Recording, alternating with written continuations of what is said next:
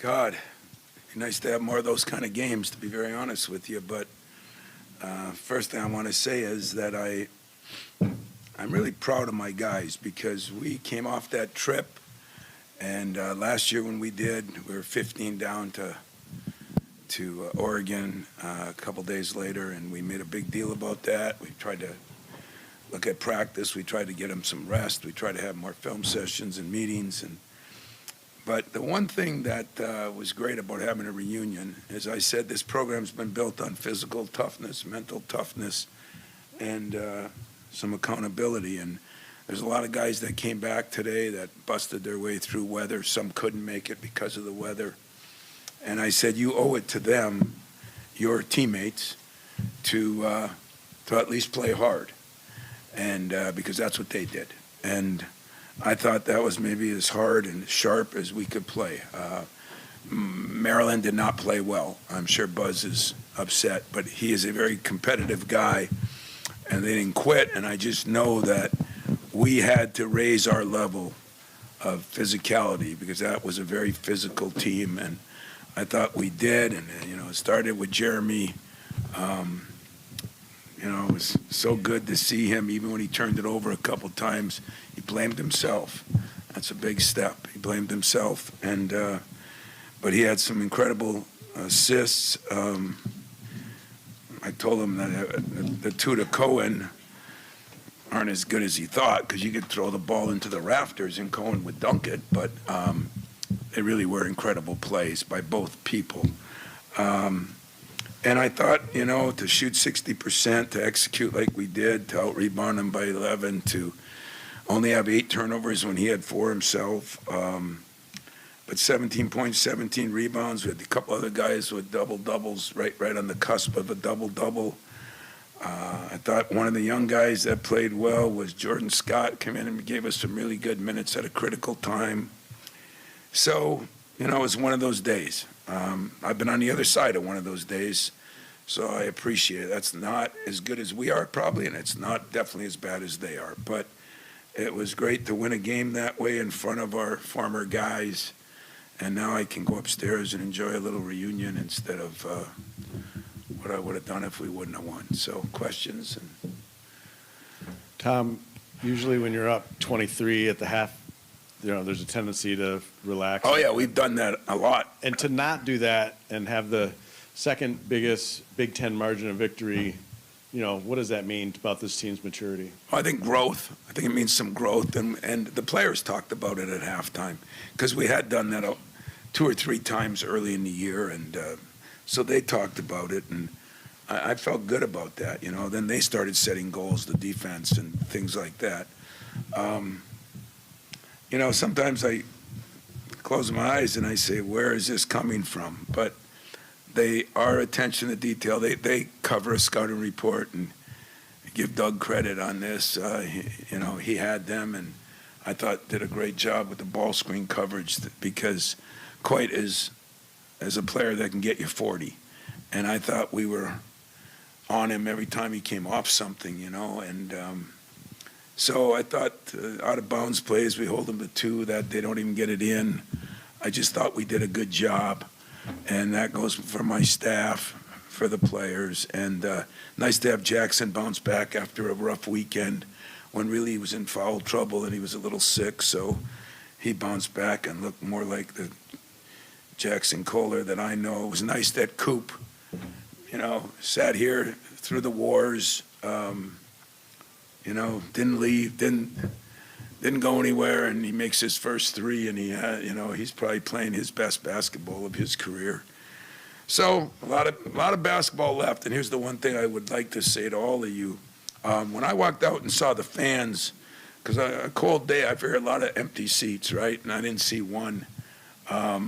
It's just incredible, what our people do and tickets and what our fans do is special. But I really felt good that we are where we are. But there's a realistic approach now. So don't get carried away. I mean, the butt of our schedule's coming up. It gets tougher now. We're going to play a lot of the top 3 teams, 4 teams, we're going to play them. So we still got a lot of basketball left.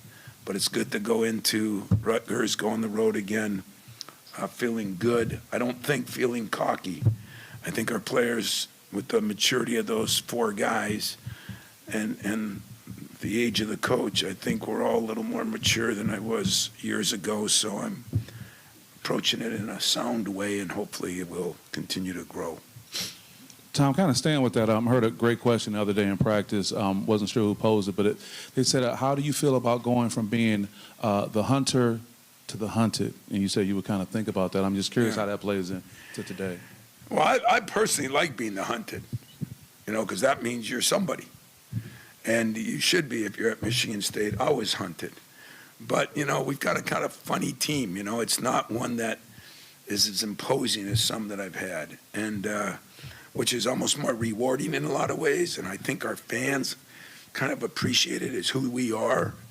I'm sure our new football coach appreciates what we are. I know Adam went through a tough time. I watched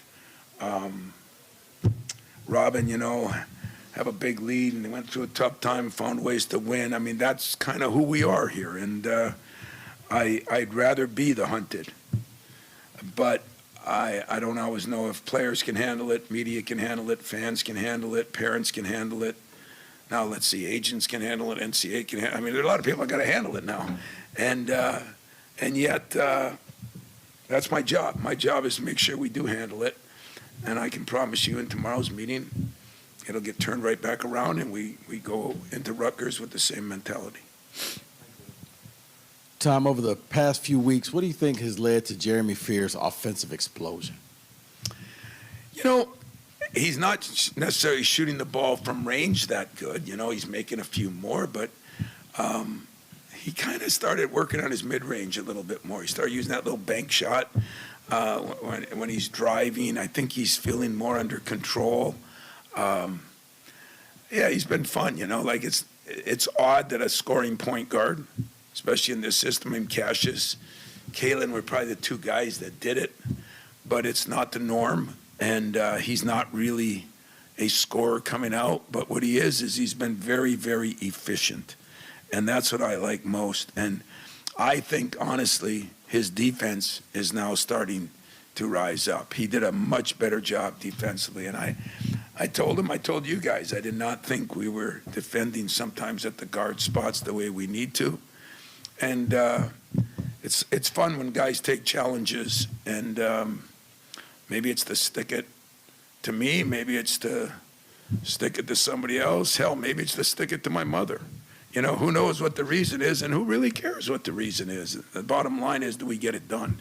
And we are getting better. Today we got better defensively with each and every player.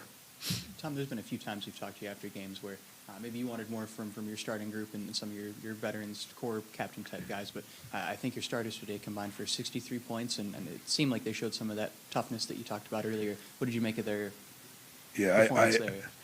I mean, who wouldn't love the way you play when you win by that? I guess that's stating the obvious, but I like the huddles. I like the approach. I like the halftime. I like the players taking over. I like the players talking about, we got to make our defensive goals. We got to do this. We can't turn the ball over. We got to be under 10. Players start coaching the team. It's a better team. And so I think, Jeremy's doing that a little more. Cohen, for a quiet guy, has really stepped up in that. Coop's always been good, and those guys kind of hold each other accountable now. But like I said, hang on, because it's going to get a little rougher here. And I don't think anybody's going undefeated the rest of the way, neither us or other teams. But it's going to be, I think there's 5 or 6 teams that got 1 or less losses or 2 or less losses now in the league. And so there's a lot of pretty good teams. Tom, Buzz knows enough about you and Michigan State basketball. He couldn't have been surprised by what you want to do. But what does it say about focus and intensity that you have 31-zip lead in fast break points? Yeah, especially on his team who's athletic, and we were worried about their break. And I think our guys in 2 days prepped really well. And that's what's exciting, because if you can do that after a road trip, getting in at 6 in the morning, that's going to help you later on, whether it's the Big Ten tournament, the NCAA tournament. You know, you have to be able to prep, and you have to be able to get a lot done in a short period of time. The out-of-bounds plays kind of told you that, even down to an out-of-bounds play. I thought they were very focused in on what they got to do. And in saying all that, you know, I talked to Buzz for a minute after, but they did not play well. I mean, you know, that is not how they play, and that is not how they've been playing. They've struggled some, but today was, you know, I think it was a little bit of everything. You know, maybe their trip from Illinois, maybe the fact that our guys were hungry, maybe our former players, maybe our crowd was great, maybe all the above. But I don't think we're 40 points better than Maryland. I think today we were. Tom, I wanted to ask you a little bit about the break, but also those three stretches that you had in particular. But first, you had 19 points in the first half on the break, and you had talked about trying to put the foot on the throat. And it seems like this team was doing it, and then how much the offense and defense dovetailed together with the three big runs that you guys had. Well, if you defend and you stop people, the runs get better, you know. Then if you score at all, you keep adding points. And I thought we put it together. I thought early we were good, and then all kidding aside, when Jordan Scott came in, he made a couple of plays, got a rebound, hit a three, and it just kind of ignited us even more. But, yeah, those runs, you know, on our break, and we thought, too, one of the things we had to do was wear down a couple of those shooters, especially the little guy, because he's electric, man. I mean, if you watch film on him, it's like watching Cohen dunk. He's making long threes. It's scary, and but I thought we did maybe wear him down a little bit, and I thought Buzz tried. You know, his team must have been tired because he did a lot of subbing. He was subbing. He subbed, you know, 30 seconds, 20 seconds into the game, and so, you know, maybe his guys were a little run down too. But those runs were big, and if Jeremy's running the team and guys are running their lanes, you know, we can do it, and we did do it today. Tom, a couple for you. How green is the light for Carson to shoot after he knocked down the one for his first career three? And then how aware were you of the number of assists Jeremy had in the second half and the record? Because obviously with the score out of reach. Yeah. I found out Jeremy, with about 7 minutes left, had 14. Okay, because I look at the sheet once in a while too, just to figure out what we're doing. And I mentioned it in a huddle. I said, you know, if you're running down the court, I know you like to score, but you're within reason of a record. And then when he got to 16, and it's a fine line, you know, like it was. If he was at 19, I might have left him in, because I think players deserve some of those things once in a while, as Mateen did, in my humble opinion. But it goes with some things that I don't believe in either. We got enough problems in our profession right now. I don't need to be running it up on somebody. And when I said it, you know, because they have goals, and now 20 was not one of his goals, but it was getting close. And when Jackson Kohler is 1 or 2 off from a double-double, or Coop 1 or 2 off, you know, they want to obtain those goals, and I want them to obtain those goals. But when I told them that, you know, 5 minutes left or 4.5, you know, we're not going to do that. They got players down there. I've been on that side of it, and they were absolutely great. And that made me feel good about my program and the type of guys I got in my program. The Cooper 3, does he have the green light? Are you on drugs or what? No, you know, depends what the score is. But I was happy for Coop, you know. I mean, like I said, those guys have given me a lot. And seeing them have some joy once in a while, because it's not going to happen very often. And it wasn't like it was screw-around time. It was still in the game. But I will say this, all kidding aside, Carson Cooper has improved his shot and his free throws. I don't know, what was he tonight? what was he? 5 for 5. He's done a hell of a job. So, if he wants to negotiate with me and say that he'll cover the ball screens and get 10 rebounds if I let him shoot a 3 or so, maybe we can negotiate that. Nowadays, everything's negotiable. Tom, I talk about today's cohesion. Only a few players weren't able to get a bucket today. Looked like everything was really clicking on offense. Yeah, I was mad at Nick because I wanted him to take that shot on the side, and then one of the twins had that one down low. But it's great. It reminds me of when my son played. There's nothing better than the players that understand what those scout team guys do for you, and when they are the biggest fans, that's a special thing. That means no insult to the 15,000. But when the players on the bench are pulling for guys to score, that's a special feeling. So I was really proud of them. I mean, the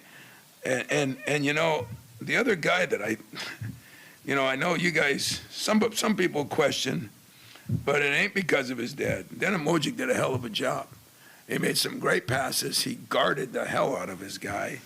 And we're just getting better because we are getting some continuity. My 2 guards made some progress. They're going to keep making some progress. I really believe that. So we'll just keep pushing them, and the other guys are playing pretty well, and see if we can keep it going a little bit. Yes. Coach, recently this season with Cohen's offensive shooting struggles, you said recently it'd be a cold day in hell before you gave up on Cohen Carr. Back-to-back games, double-digit points, but more importantly, efficiently over 65% from the field as well on many attempts. What's it like for this team when he is as efficient as he can be offensively and defensively, especially in these last 2 games? Well, I interviewed with Raff after the game. I love Bill Rafter. He's one of the best. And in fact, it was a hell of a crew here with Ian and Robbie. But Raff said he came out of his chair on a couple of those dunks. Well, there were people up in the Euchre section that came out of their chair. Cohen can bring something that very few people, everybody loves a long 3, but those 2 dunks, when the first one I go, whoa, the second one I went, whoa, even myself, and I see him every day. But I love the fact that I'm mad at him about the free throws, because like I said, he works so hard on them. And it's got to be a little bit mental. But you didn't see me tell him not to shoot a 3 or whatever. I love the kid. He's grown so much. He's grown as a leader. He works his tail off. He's working on the things he's not as good at. He's getting better at the things that he wasn't as good at. He's the most polite, most honest, most regular guy. That's it. That's the last good things I'm saying. Now we got another game coming up about him, but if I give my right arm to have more Cohen cars. Coach, you mentioned Cooper just sticking with it with this program and himself. Obviously, his senior year seems to be getting better and better. How much can you point to him in this day and age of like the transfer portal, where you have younger guys who might not be happy or want more in their role, might look elsewhere, to kind of point to him as like sticking around in this program, you can become a Carson Cooper? The only thing I said wrong on that, because, and I mean it, he's great. But try to remember that my old boss, Jed Heathcote, once told me that a good deal is a good deal for you and a good deal for me, and he stuck with us. But there were a couple of years I stuck with him more than he stuck with us. And that's what relationships are all about in this screwed up transactional world that they're trying to live. And it's been interesting if you watch the media, the social media, which I don't do, but I have people that tell me there's a lot of things moving right now. There's a lot of people questioning a lot of things. So I appreciate that my guys hung tight. I'll be able to tell other people that. And I appreciate that I hang tight with my guys.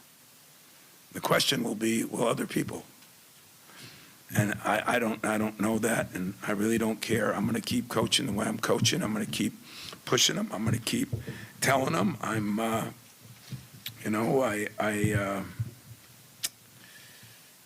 I am disgusted with what's going on, and I think a lot more people are starting to get that way, but I don't want to, I will not beg a guy to stay here. That's a promise. I mean, you got to want to be here, and you got to realize that it is a privilege to be here. And I got 100 and some former guys out there that know it's a damn privilege to be here. And it's not because of me. It's because of we. It's because of this whole place. It's because of what happened at Washington. It's because of what happened at Oregon. It's because of our people. And, you know, everybody loves a winner, but there was a time I didn't win here and people still supported me. So I'm lucky to have Coop. In an arrogant way, Coop's lucky to have me. Us. And that's the way I'll stay with. Last one. Coach, yeah, I know you already been asked about Carson a couple times today. I got one more here. Yeah, so good. what I could find is growth as a scorer. Last time they scored a 3 in a regular season game was the first week of December back in 2021. He's now had 12 double-figure games this season. That's triple what he had his first 3 years. Can you talk about the vitalness of his growth as a scorer to the team, stepping up this year, and the work he's put in behind the scenes? Yeah, and the best part about Coop is the scoring is great, but it's his defense that makes him special and his rebounding. And rebounding has a stat, scoring has a stat. Defense usually doesn't have a stat. How he's up on those ball screens and he's helping Jeremy, how he's doing this for Cohen. Coop is one of my smarter guys. Academically, he's one of my smartest guys basketball-wise. And so he's been, you know, he's just grown. I mean, the shame of it is Coop's 21 years old. You know, we got freshmen now 21 years old. The stupid coach should have redshirted him his first year, but I actually played him and needed him. But you think about it, Coop's, like I said, his best basketball is ahead of him, and I'm happy for him, proud of him. Got hurt a little bit. It looked like it was a serious ankle sprain. He says, I'll be back out in a minute. Just give me a minute. Take your time, you know. I mean, guys want to play. So all in all, I'll close it by saying that was one of our best performances in years. But I don't think Maryland was at its best. I think that we've got to be cognizant now that cautiously excited because we've got a road game now at Rutgers, and then the gambit gets tougher and tougher. But going into it, to sit here and being, what are we, 18-2? That's a hell of a start. One of our best starts in the history of this school, getting close to. And let's keep, my goal for teams always is do something that is different than somebody else has done that's been here, so you have your own legacy. Well, maybe we can break the best start. Who knows? We got a lot of work to do, but loved our fans today, man. Give them credit. Cold weather. Hope everybody stayed healthy. Like I always say to recruits when I get ripped on those California and Florida, it was 72 and it was really hot in the gym today, so it was great. Thank you.